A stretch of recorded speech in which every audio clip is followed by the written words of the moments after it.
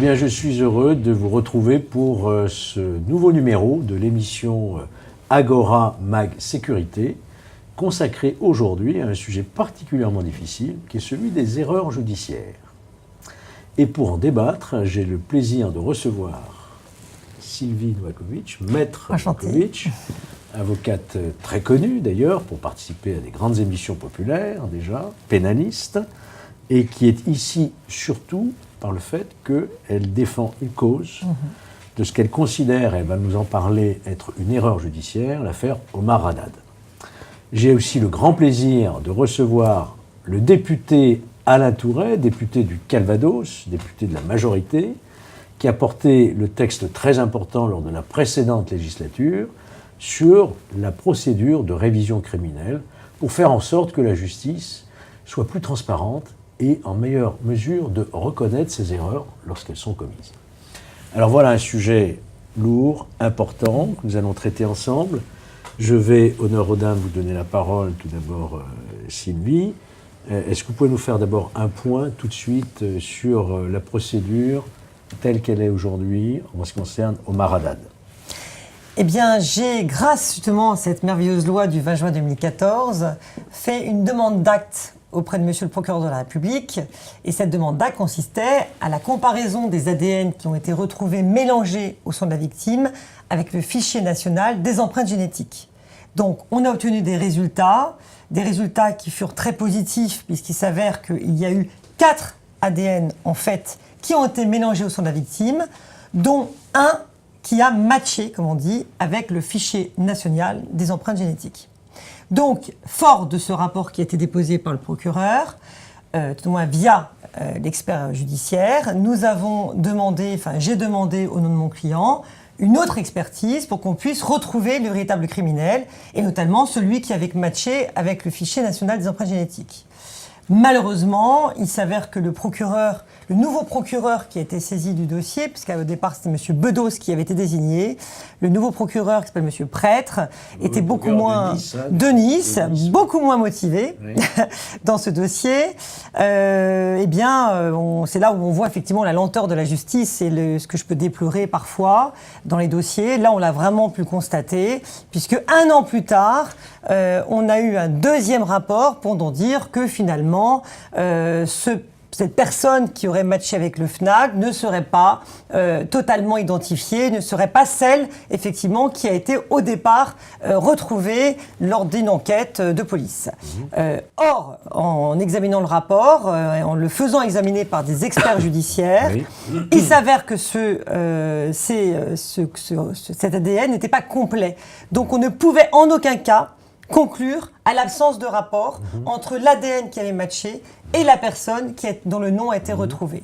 Donc c'est la raison pour laquelle je formais un recours devant le procureur général d'Aix-en-Provence, qui a fait droit à ma demande et a réouvert le dossier et a demandé à M. Prêtre d'effectuer mes demandes d'actes, dont effectivement le fait de savoir à qui appartiennent ces 3 autres ADN qui n'ont pas effectivement matché avec le FNAG, mais ces 3 ADN représentent bien celui de personnes qui étaient présentes sur les lieux du crime.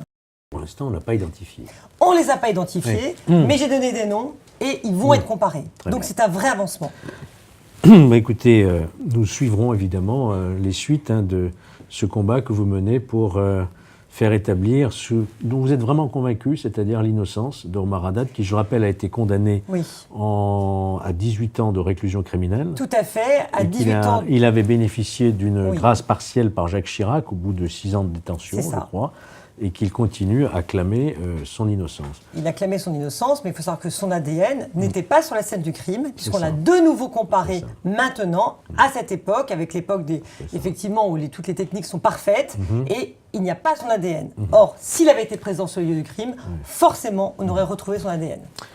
Merci, Sylvie Novakovic. Mais au fond, cette procédure, qui est nouvelle, puisque vous êtes appuyé sur la révision qu'a portée Alain Tourret, celle du 20 juin 2014, qui a réformé la procédure de révision criminelle. Absolument. Parce que le constat, cher Alain Tourret, vous allez nous le dire, c'est qu'au fond, l'erreur judiciaire, et vous êtes avocat, je le rappelle aussi, de formation, l'erreur judiciaire cause un trouble profond à l'ordre public. Qui ne se souvient de l'affaire Calas, de l'affaire Le Surc, de l'affaire Seznec et d'autres grandes affaires, de Dominici, Dreyfus, bien sûr. Ça marque à travers les générations.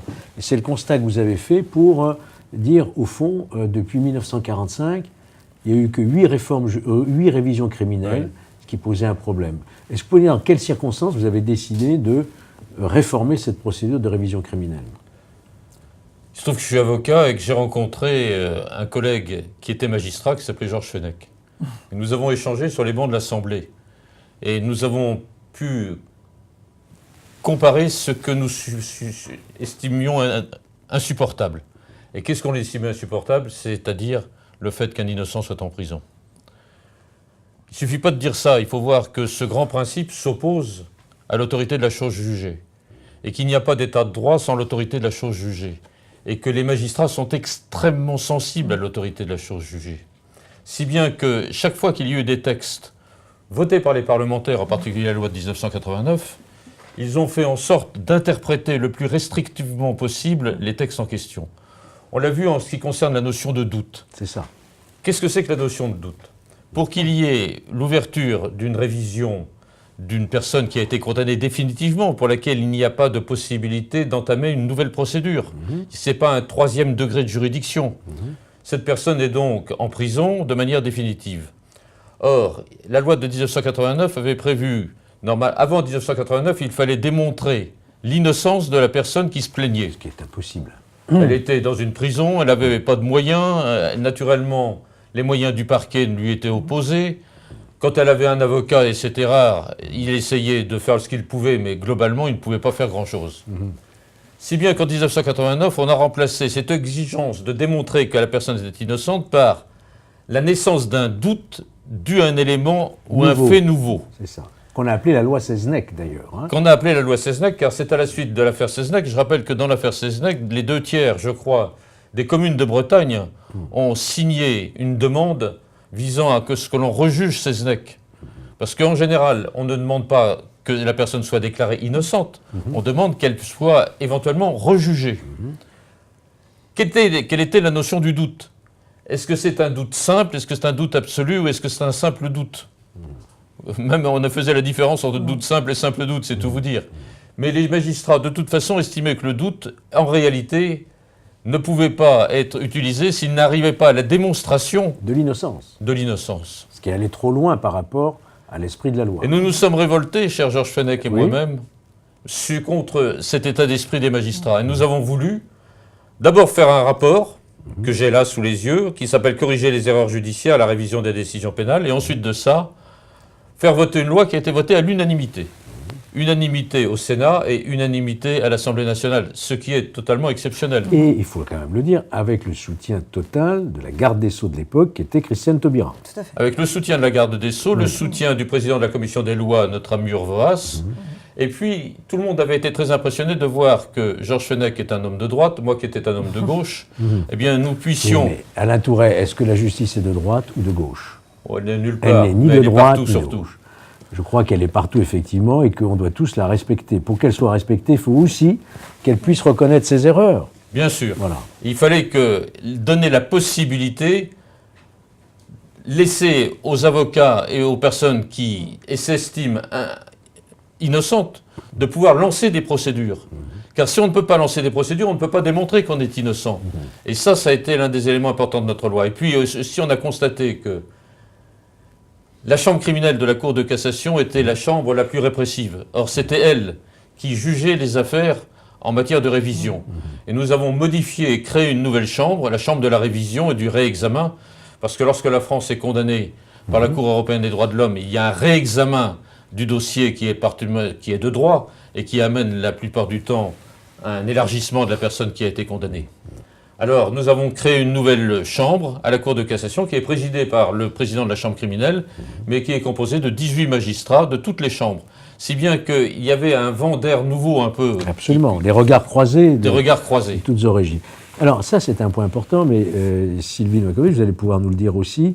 Dans cette loi, on a notamment prévu que les débats des cours d'assises soient enregistrés, Oui, de façon à maintenir la mémoire du premier procès au cas où il y a une révision. tout à fait. Et d'ailleurs, quand vous m'avez fait l'honneur de me convoquer lors de cette audition pour la création de cette loi, j'avais soulevé effectivement la nécessité d'enregistrer les débats parce qu'on peut s'en prévaloir dans le cas des appels. Et je répondis également sur ce qu'a dit M. Alain Tourret à l'instant concernant le problème de effectivement, la cour de révision concernant la révision de procès nouvellement composée. J'ai pu la pratiquer, je crois, j'étais une des premières avocates à intéressant. pratiquer Alors, effectivement, dites-nous. cette nouvelle cour. Eh bien, c'est un flop total. Comment c'est un flop total? Total, en ce sens que ils ne veulent pas effectivement se remettre en cause. La justice ne remet pas en cause les décisions. Donc il va falloir que vous fassiez évoluer les mentalités. Donc parce que ce sont toujours les mêmes magistrats qui ont malheureusement cette mentalité de dire on ne révise pas. Je vous assure que dans l'affaire Maillan, au travers de l'affaire Dont vous Maillan, étiez occupé également. Raphaël Maillan, je ne pouvais pas ne pas obtenir cette révision de procès. Il n'avait pas obtenu, il n'a pas eu droit effectivement de former appel contre sa décision qui l'a condamné devant la cour d'assises parce qu'il n'a pas bénéficié de la loi du 15 juin 2000 qui permet effectivement de former appel contre les décisions des cours d'assises. Et surtout, j'avais 6 éléments nouveaux que j'avais apportés à la cour de révision. Et même, parce qu'à l'époque la commission de révision existait encore, la commission de révision m'a soutenu et a bien indiqué qu'il existait un doute au sens de la loi. Donc s'ils avaient écouté vos prescriptions, il va de soi que la cour de révision aurait dû réviser. Et ce ne fut pas le cas.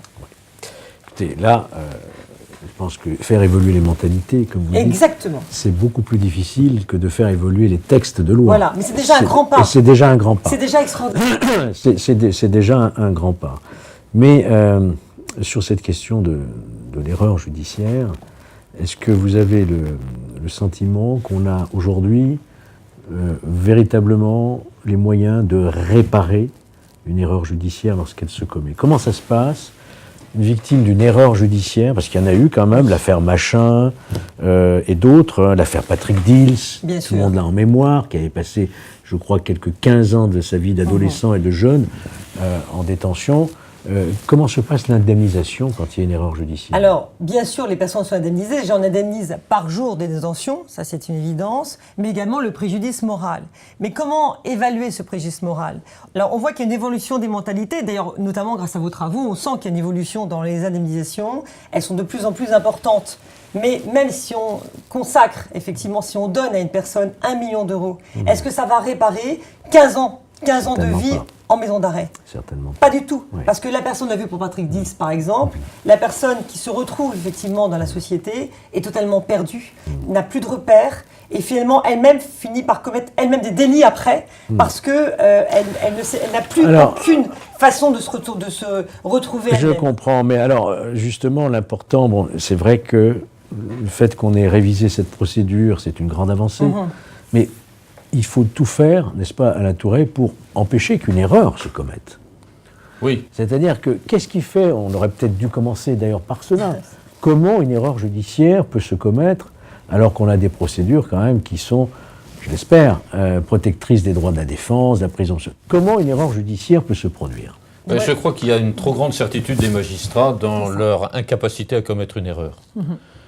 Car nous avons actuellement, il est vrai, des moyens techniques particulièrement importants qui permettent d'éviter les erreurs judiciaires. On a l'ADN, on a toutes les possibilités d'analyser les odeurs, d'analyser les bruits, d'analyser les voix, d'analyser les écritures. Tout ça est fortement évolué au cours des années. Mais ça sécurise en quelque sorte le magistrat. Et je crois qu'il n'y a rien de pire qu'un magistrat qui arrive avec des certitudes. La justice, c'est perpétuellement se remettre en cause. Et le fait de ne pas se remettre en cause, à partir de ce moment-là, entraîne les erreurs. Sylvie, vous voulez ajouter? Oui, et j'ajoute au-delà de ça, il y a également le fait qu'un innocent, et ça c'est aussi c'est une mentalité à faire évoluer, un innocent estime que la justice fait son travail, donc ne se bat pas, ne combat pas. Et donc il est très important qu'une personne innocente démontre effectivement qu'elle est innocente, apporte toutes les preuves, sollicite fasse des demandes d'actes via son avocat devant le juge d'instruction, apporte des expertises, se batte Parce que si on ne se bat pas quand on est innocent, malheureusement, la justice, c'est comme, je dirais, une espèce de... Comme un broyeur, en réalité. On est comme un broyeur, effectivement, la Exactement. personne est broyée Oui. et elle ne peut plus réagir. Donc l'important, c'est se battre systématiquement. Absolument, absolument. Et autant avoir un avocat qui se batte comme vous le faites dans vos dossiers. Sur cette erreur, sur l'erreur judiciaire, je citais tout à l'heure des grands exemples. L'affaire Seznec, qui n'est toujours pas, évidemment, qui n'a pas d'aboutissement encore, même si la dernière révision a été rejetée. Qu'est-ce que nous pouvons faire de plus en termes, parce que vous parlez de culture judiciaire, de la culture des magistrats, mais en termes législatifs, alors peut-être Alain Tourret, qu'est-ce qu'on pourrait faire encore de plus aujourd'hui par rapport à la dernière loi qui a été votée, qui était quand même une grande avancée? Moi, aujourd'hui, j'ai une certitude, c'est qu'il y a des innocents en prison. Car, pour savoir cette certitude, je prends simplement la loi de 2000 qui a permis l'appel des décisions des cours d'assises. Tout à fait. À la suite de ces appels des décisions de cour d'assises, plus de 50 personnes qui avaient été condamnées en première instance ont été acquittées en deuxième instance. Ce qui veut dire que s'il n'y avait pas eu d'appel, Les 50 seraient en prison. il sera en prison. Alors peut-être que là-dedans, il y a quelques coupables et quelques innocents, mais globalement, il y a certainement des innocents. Et ça, c'est quelque chose qui m'interpelle très fortement. Deuxième chose, si l'on prend les autres grandes nations occidentales, on voit qu'il y a beaucoup plus de remise en cause des décisions. Et que véritablement, c'est un État jacobin, l'État de la République française, qui impose cette autorité de la chose jugée. La justice ne peut pas se tromper, elle est dans sa majesté, dans son impérium. Et il faut faire comprendre aux magistrats qu'ils ne représentent pas un pouvoir, mais une simple autorité. Quand ils en seront convaincus, à partir de ce moment-là, je crois qu'il y aura un changement de mentalité. Je suis complètement d'accord. J'espère que vous serez entendu, Alain Tourret, par beaucoup de magistrats. Et je partage, vous le savez, entièrement ce point de vue. L'erreur judiciaire, chère Sylvie Novakovic, vous vous battez tous les jours pour cela. Omar Haddad, c'est votre combat. Vous n'êtes pas la seule d'ailleurs à le soutenir. Il y a de grandes plumes, l'académicien Jean-Marie Roy, qui le défend beaucoup aussi. Mais au fond, l'enquête, est-ce que l'erreur judiciaire ne se commet pas lorsque l'enquête dès le départ est mal faite? Parce qu'on parle de culture, on parle de ceci, mais le problème c'est l'enquête dès le départ, vous êtes d'accord avec ça? L'enquête est essentielle. Oui. Donc si les enquêteurs sont sur une fausse piste et se persuadent de la culpabilité d'une personne, après ils ne veulent absolument plus regarder d'autres pistes. J'ai le cas d'un client d'ailleurs qui se juge devant la cour d'assises très prochainement, donc au mois de novembre prochain, et qui malheureusement, ce client, si vous voulez, a été accusé d'avoir commandité le meurtre de son ami, alors même que cet ami était un indique.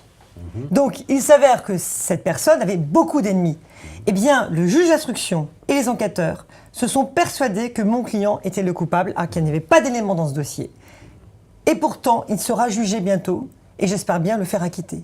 Parce que je suis convaincu que cette personne avait beaucoup d'ennemis, et ce sont ses ennemis, l'un de ses ennemis, effectivement, qui ont tué cet homme. Donc c'est pour ça que j'insiste sur le fait que si un juge d'instruction et si les enquêteurs sont persuadés de la culpabilité d'une personne, eh bien l'avocat a très peu d'armes, si ce n'est demander des actes, des expertises, etc. et se battre devant la cour d'assises. Oui, Alain Tourret, vous voulez dire quelque chose? Oui, moi je suis persuadé que le parquet représente la nation, représente l'autorité dans sa plus noble acceptation. Et je vois que lorsque, dans un certain nombre de cas, le parquet demande qu'il n'y ait pas de poursuite, celles-ci ont malgré tout lieu, en particulier par la voie des procédures des parties civiles. Et je pense qu'il faut repenser complètement le rôle de la partie civile dans le procès. Je crois qu'il y a eu une exagération du rôle de la partie civile. Encore une fois, la poursuite et la condamnation, ça relève naturellement des magistrats, mais la poursuite, ça relève du parquet. Et que des procédures puissent être relancées par l'intermédiaire des parties civiles, quelque chose qui m'interpelle beaucoup. C'est aussi un débat, effectivement. Vous savez, on a eu un temps fort, ça a été l'affaire d'Outreau. Qui n'a pas été marqué par l'affaire d'Outreau, qui a été un désastre, on a dit un naufrage judiciaire, où même l'institution, les ministres, le président de la République avaient présenté ses excuses aux victimes C'était pas pour autant une vraie erreur judiciaire, puisqu'il n'y a pas eu de condamnation au final. Mais c'est pour rebondir sur ce que vous disiez, lorsque le juge s'entête sur une piste et qu'il ne veut pas entendre, c'est là que l'erreur va se commettre. C'est-à-dire qu'il suit une logique sans entendre les arguments contre. Et pourtant, un juge d'instruction doit instruire à charge comme à décharge, non? En théorie, oui. Mais est-ce qu'en pratique? Alors, en pratique, ça dépend. On a des très très bons juges d'instruction. Je me tourne vers vous, d'ailleurs. Oui. Donc oui, vous avez des juges d'instruction qui sont formidables, qui font un travail remarquable. Mais certains sont extrêmement têtus et restent sur une thèse, écoutent beaucoup les enquêteurs et ne gardent pas ce recul qu'ils devraient avoir. Parce que nous sommes dans un système inquisitoire. Donc on instruit à charge et à décharge. Mais très souvent, on s'aperçoit que c'est l'avocat qui joue ce rôle de décharge et le juge d'instruction qui joue ce rôle de à charge. Et ça, c'est très pénible pour l'avocat. Surtout qu'il a le pouvoir. Exactement. Exactement. Oui, Alain Touré? Oui, je crois que vous avez bien vu les choses. Est-ce qu'il y aura ou est-ce qu'il n'y aura pas de nouvelles erreurs judiciaires? C'est quand même l'une des choses qu'on doit se poser. Je pense qu'il y en aura moins qu'avant. Parce que l'évolution de l'ADN en particulier démontre qu'on a la possibilité de rechercher véritablement quel est le coupable dans tel ou tel dossier. Et puis, il y a toutes ces techniques qui sont nouvelles. Et ça, c'est quelque chose qui me rassure. Mais je pense aussi que, puisque nous en avons parlé, s'il n'y a pas une mentalité globale du doute, le doute doit s'instiller partout. Certes, il faut faire attention, sinon on n'arriverait plus à condamner. Mais on a remis en cause la religion de l'aveu. On doit remettre aussi en cause la religion de la technique. Parce que par moments, certains magistrats vous disent, à partir du moment où l'ADN a dit ça, c'est certain. N'ayons aucune certitude. Mais je rebondis justement, l'un des éléments importants de la loi que vous avez portée, Alain Touré, c'est de conserver les scellés. Qu'est-ce que vous pouvez nous dire là-dessus? Eh bien, on a modifié les délais obligatoires et surtout on a rendu obligatoire la notification de la future destruction des scellés au condamné et à son avocat. Oui. Parce que chacun se rend bien compte que si vous pouvez avoir un naufrage, par exemple avec un bateau, s'il faut conserver le bateau pendant 30 ans, 50 ans ou un siècle, ça ne va pas, chacun le comprend bien. Mais il est nécessaire qu'il y ait une durée minimum de conservation des scellés. Ça, c'est quelque chose d'essentiel. Je crois que le fait d'avoir exigé que les arrêts soient motivés, que les décisions soient motivées. Les décisions de la cour d'assises. Le fait d'avoir obtenu qu'il y ait la transcription des débats. Le fait d'avoir obtenu que l'on puisse conserver les scellés. Tout ça, ce sont des garanties pour les citoyens qui sont très importantes. Bien sûr. Et d'ailleurs, cette conservation des scellés, grâce à cette conservation, j'ai pu faire analyser les portes, donc les fameuses portes de la chaufferie, dans l'affaire de Omar Haddad. Donc, si je n'avais plus les portes, je ne pourrais plus jamais prouver l'innocence d'Omar Haddad. Et ce serait dramatique. Donc, heureusement, j'ai pu faire conserver ces scellés. Très bien. Mais écoutez, vous voyez, le temps a passé. On arrive déjà, la mission touche bientôt à sa fin. Peut-être vous laisser un dernier mot chacun, peut-être un mot d'espoir quand même sur notre institution judiciaire qui a été un peu mise à mal là. Hein. Mais bon, de temps en temps, ça ne fait pas de mal. Hein. Non, Alain Touré, votre mot de conclusion. J'ai confiance dans la justice, mais je souhaiterais que deux grandes affaires puissent être rejugées. L'affaire Dominici, l'affaire Cesnec. Ce sont deux affaires sur lesquelles j'ai beaucoup lu, beaucoup travaillé. Je reste dans un sentiment d'incertitude. Or, l'incertitude, c'est en soi-même une remise en cause. Et ça, c'est quelque chose que je souhaiterais que ces deux grandes affaires, qui sont des affaires historiques, sur lesquelles on a réfléchi, travaillé, sur lesquelles on a posé un certain nombre de principes, eh bien qu'elles puissent être rejugées. Très belle conclusion. Sylvie, votre mot de conclusion? Je croirai en la justice le jour où le procès d'Omar Haddad sera révisé, parce que c'est un innocent qui a été condamné finalement sans preuve. Il n'y avait aucun élément. Il n'a pas bénéficié de l'appel, effectivement, donc ça c'est dramatique. Et je suis persuadée que grâce justement à ces lois, grâce à l'évolution des mentalités, et nous y pousserons, nous nous engageons, je ferai tout pour en ma qualité d'avocat, vous en qualité de magistrat, vous également en qualité de député. L'union fait la force, et avec nos forces, on va arriver effectivement à un changement des mentalités. Il faut y croire, et j'y crois. Merci beaucoup Sylvie. Moi je dirais aussi en mot de conclusion, une formule que j'aime bien rappeler, il vaut mieux 10 coupables en liberté qu'un seul innocent en prison. Merci d'avoir participé à cette émission. J'espère vous retrouver le mois prochain pour une nouvelle émission de Agora Sécurité. Merci.